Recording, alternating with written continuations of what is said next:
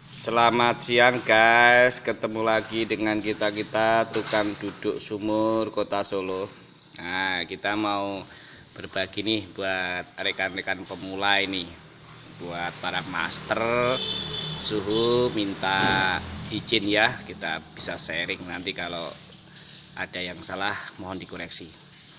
Kita pakai puli otomatis ini, puli otomatis dengan pakai gearbox ya.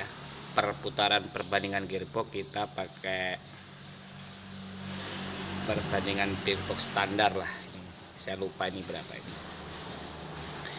Kita pakai puli bertingkat guys. Jadi di sini ukurannya 4,5 dim lah kira-kira ini. Tapi yang di sini saya buat 6 dim. 6 dim. 6 dim guys. Ya 6 dim. Di sini kita buat sama ini, sama. Jadi kalau kita buat ini 4,5 dim atau 5 dim atau 4 dim, sini juga 4 dim. Tapi ada perbedaan guys. Di sini ada juga puli anakan. Jadi ada puli yang kecil. Ini di bawah ini. Kita berapa ini? 3 dim, 3 dim lah katakanlah 3 dim. Bisa 2,5 dim atau 3 dim. Kecil. Ini fungsinya berbeda guys. Jadi kalau kita ketemu formasi lempung guys, kita pulsain lempung, itu kan berat. Kita pindah ini puli ini. Kita pindah puli ini supaya perbandingan torsinya lebih besar dia. Jadi dia butuh torsi, kalau untuk lempung itu berat sekali. Berat sekali. Jadi perbandingannya 1:1 katakanlah.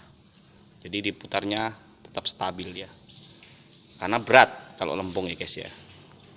Tetapi kalau kita ketemu dengan batu, kita pakainya kita pindah ini guys, kita pindah ke sini.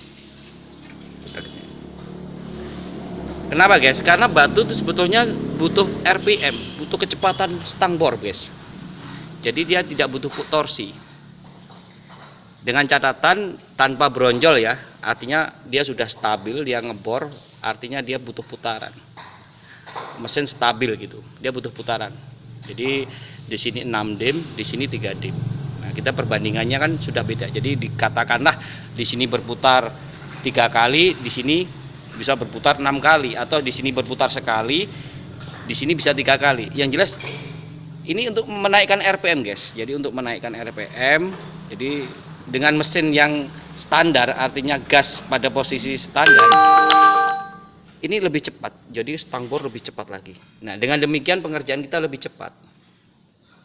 Jadi waktu tempuh kita untuk menyelesaikan ngebor batu tadi lebih cepat gitu. Kita buat setingkat seperti ini. Ini pengalaman kita sudah pakai lama sekali. Jadi kalau kita ketemu dengan formasi-formasi seperti itu kita ganti. Seperti itu guys. Tapi tetap kita harus waspada karena formasi batu itu kalau betul-betul kita tidak waspada terkadang bisa nyepit. Tapi tenang.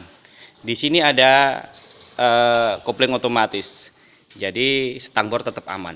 Jadi stang bor tidak akan pernah terkunci mati. Sebelum stang bor terkunci mati, artinya dia terkunci dalam formasi batu, katakan dia terkunci di dalam sana. Ini sudah selip duluan guys.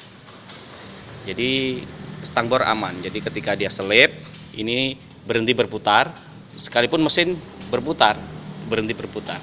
Nah, cepat-cepat kita turunkan gas, terus kita putar balik ini, pakai stang kita putar balik. Nanti dia lepas. Seterusnya seperti itu.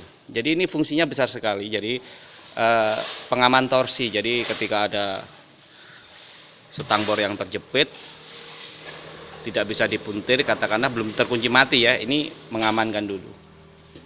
Seperti itu guys. Jadi kita gunakan seperti itu. Nanti kita akan ketemu lagi di lain kesempatan bahas soal puli otomatis ini. Jadi yang kedua keuntungannya ketika kita sudah pasang puli otomatis ini guys, jadi kita cukup sekali kita menghidupkan mesin guys. Jadi seberapapun kita ganti stang bor, itu mesin tetap standby, tetap stasioner. Jadi dia akan berhenti. Jadi kita bisa memasang stang bor kapan saja, ganti stang bor kapan saja. Ketika sudah terpasang, kita nanti mainkan gas, dia kencang sendiri. Begitu ketika kita melepas stang bor, mesin kita kecilkan.